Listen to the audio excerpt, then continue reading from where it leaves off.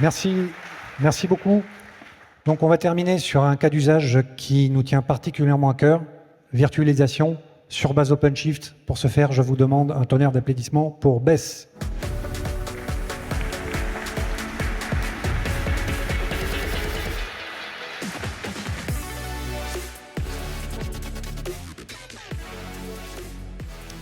Alors Bess, tout d'abord merci d'être là parmi nous.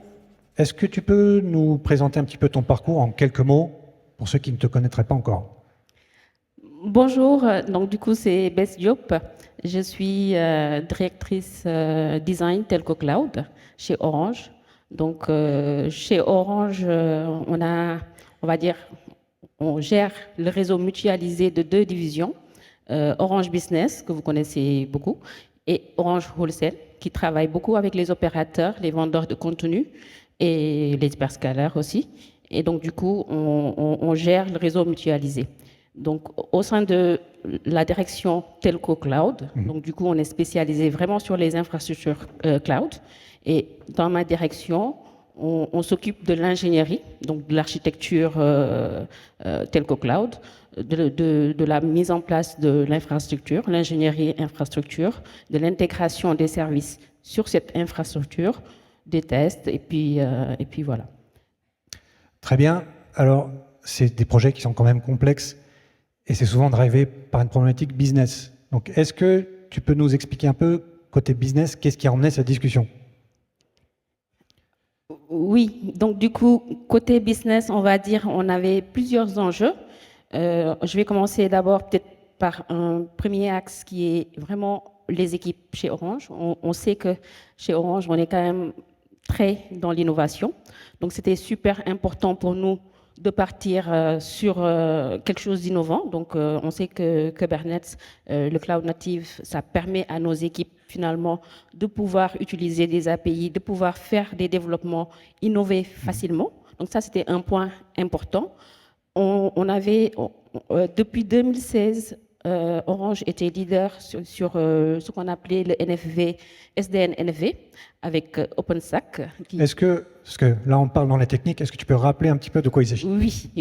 Oui. Effectivement, quand on parle en fait, sur nos infrastructures, on va mettre des VNF et des CNF. Ceux qui viennent du monde IT vont plus entendre parler de VM. En gros, les VNF, la partie NF, c'est Network Function. Donc, c'est un peu des VM sur lesquels on va mettre des fonctions réseau. Et quand on parle de CNF, le C, c'est pour Cloud Native ou container. Donc, ça va être pareil. Les containers, vous connaissez sur le monde IT, mais dedans, on va mettre aussi des fonctions réseau et sécurité. Donc, c'est vraiment la partie network du monde cloud. Merci, c'est beaucoup plus clair. Et donc, du coup, vu qu'on avait déjà OpenStack, NFV, SDN depuis 2016, donc ça a fait son temps, il était temps de changer d'infrastructure et c'était important de simplifier les opérations pour nos équipes et aussi de faciliter la migration parce qu'on va en parler dans le dernier point des enjeux financiers. Pour nous, c'était important d'avoir une seule infrastructure et sur cette infrastructure, mettre aussi bien les VNF que les CNF et simplifier les opérations grâce au cloud native. Après, il y avait l'enjeu au niveau de nos clients. Nos clients étaient assez clairs avec nous. Ils veulent des services à la carte. Donc, ils veulent pouvoir composer leurs services. Donc, on a chez Orange Business une plateforme qu'on appelle Evolve.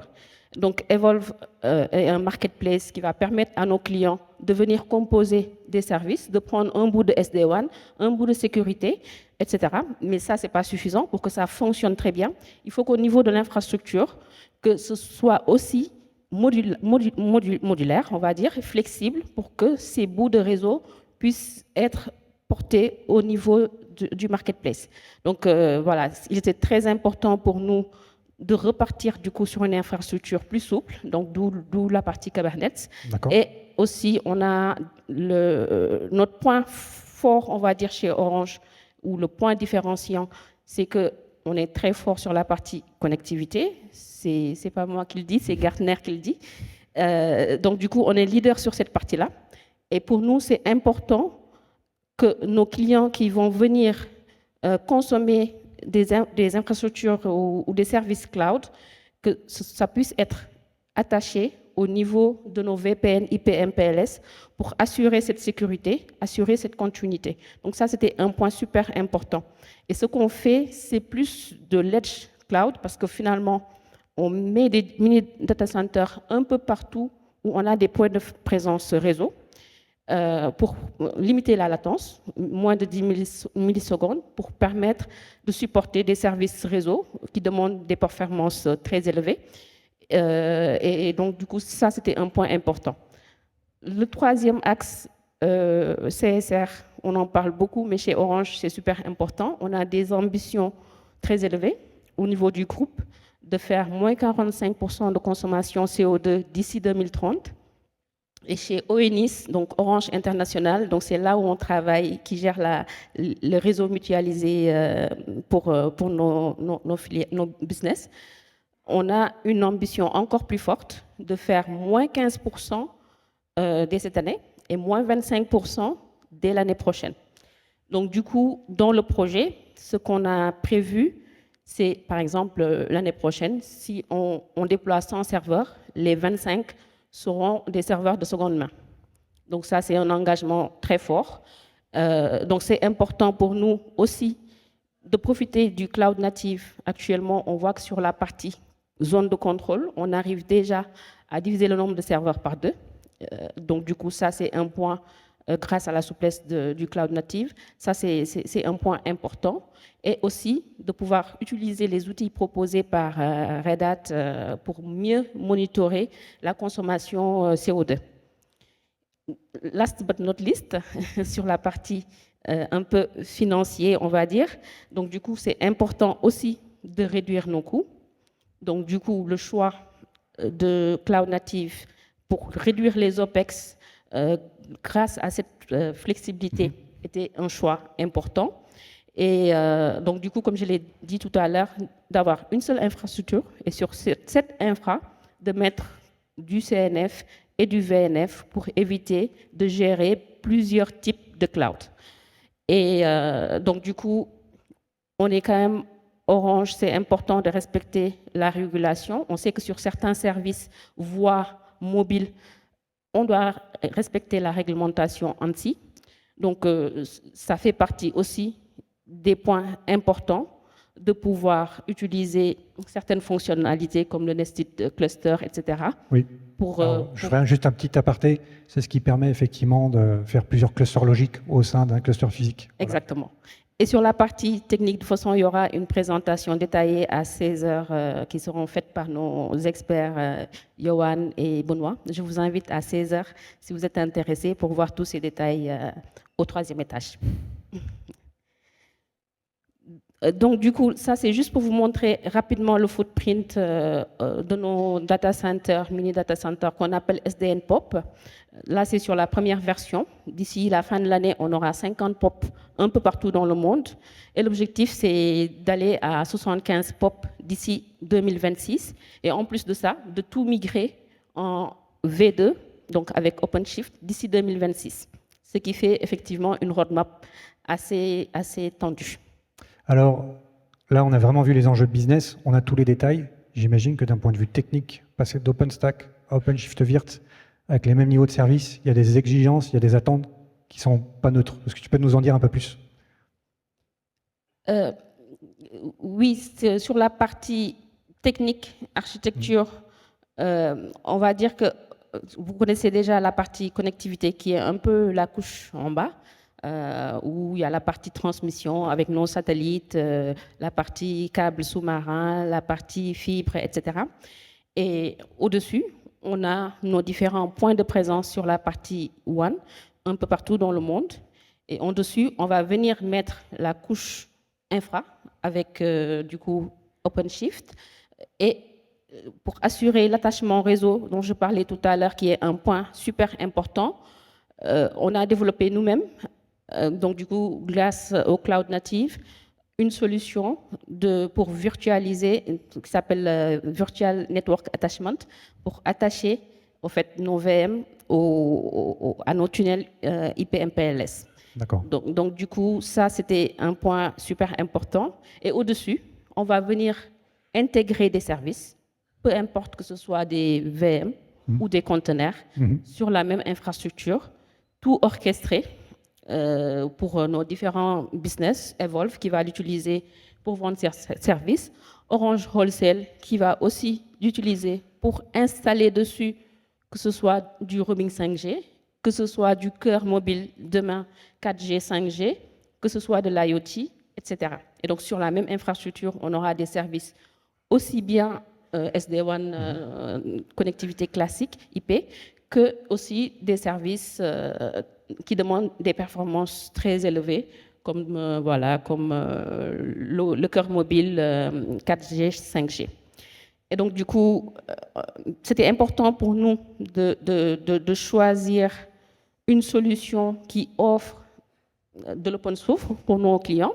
Donc, la solution OpenShift vient avec Kubernetes, comme on le sait, Kubvirt, qui va permettre finalement de supporter des VM sur du CAS, sur du conteneur, et Kepler, parce qu'on a des enjeux, comme je l'ai dit, très importants pour la partie green, pour optimiser la consommation CO2. Oui. Et je fais juste un petit aparté, parce que là encore, Kubvirt, pour la VM, c'est familier. Kepler, c'est vraiment de l'observabilité qui va permettre de regarder en real time la consommation énergétique des workloads. Et donc, c'est agnostique, ça marche avec les conteneurs, mais ça marche aussi avec les VM Kubvirt. Oui, exactement, exactement. Et donc, ces fonctionnalités étaient importantes pour nous. Et on utilise aussi ZTP parce que c'est plus sécurisé de pouvoir faire du zéro trust. Je pense que nos collègues d'Assaut l'ont aussi présenté tout à l'heure, ils utilisent ça, du zéro Touch trust provisioning, ouais. provisioning. Et voilà, on aime bien aussi le SNO parce que on construit, on va dire, une infrastructure très complexe SDN POP V2. Et grâce au SNO, on peut finalement, en mode un peu sandbox, prendre toute cette infrastructure-là, mettre ça sur un seul serveur et le déployer très facilement dans nos labs, dans nos autres filiales pour tester. Donc ça, c'était un point aussi important. Donc, oui, ça c'est un peu pour faire un petit zoom sur la partie solution Red Hat, comme on l'a dit. Donc la solution Virtual Network Attachment, donc qui gère la partie réseau. Et donc du coup, faire aussi la migration de la version 1 vers ce qu'on appelle POP V1 vers V2, c'était un point important pour nous aussi. Sur V1, on avait Contrail, Juniper, et sur V2, on a développé nous-mêmes la solution et on l'a intégrée dans la solution de Red Hat pour le déployer comme un seul produit. Donc ça, il a fallu aussi que les équipes vraiment travaillent ensemble pour pouvoir mettre ça en place. Et donc du coup, voilà, la solution OpenShift vient avec une série d'outils énormes. Donc on en a utilisé pas mal, on n'a pas tout utilisé, mais on en a utilisé pas mal avec nos propres solutions aussi sur la partie LDAP. Mais ça c'est important pour chaque point de voir en termes de sécurité, en termes d'enjeux stratégiques, est-ce qu'on prend cet outil ou pas?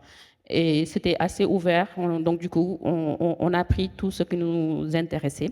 La partie MTV qui permet de faciliter la migration avec notre orchestrateur aussi, qu'on a développé chez nous on top. Donc du coup, voilà. Alors, c'est un projet ambitieux. Est-ce que tu peux nous donner un statut de où vous en êtes par rapport à ce projet? Oui, donc du coup, c'est un projet ambitieux qui a commencé par un appel d'offres sur 6 mois avec 2 mois de tests, de POC, pour 4 shortlistés. Donc, très, très intense.